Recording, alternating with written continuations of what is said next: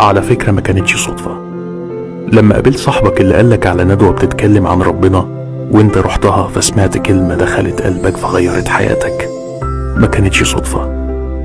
لما سمعت ألم يأني للذين آمنوا أن تخشع قلوبهم لذكر الله وحسيتها بقلبك، ما كانتش صدفة. لما موقف جمعك بحد اتعرفت عليه وكان سبب في تغيير حياتك للأحسن، برضو ما كانتش صدفة.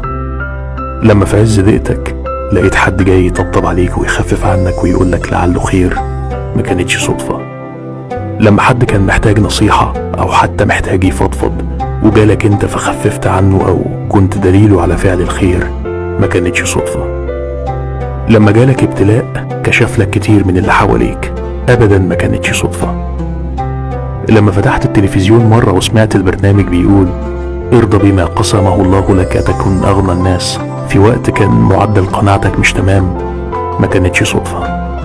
لما أول ما فتحت الفيسبوك لقيت قدام عينيك فاذكروني أذكركم، ما كانتش صدفة.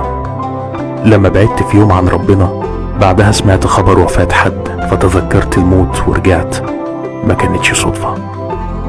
لما كل الناس كانت نايمة وانت كنت قايم بتناجيه وبتدعيله وبتبكي بين ايديه، ما كانتش صدفة. دي كانت بس رسالة من ربنا كان بيوجهك فيها لعلاج حالتك، وكان بيدلك فيها على الطريق، كان بيقربك منه وبيبين لك صفاته واسماءه الحسنى، كان بيخفف عنك في عز ضيقتك وبيقولك ومن يتق الله يجعل له مخرجا ويرزقه من حيث لا يحتسب. وما كانتش صدفة برضو ان حد يكتب الكلام ده فأسجله وحضرتك تسمعه دلوقتي، فتفتكر مواقف كتير بتعدي علينا ربنا بيبقى معانا فيها بس بننساها في زحمة الحياة. ما كانتش صدفة. يوسف الدالي.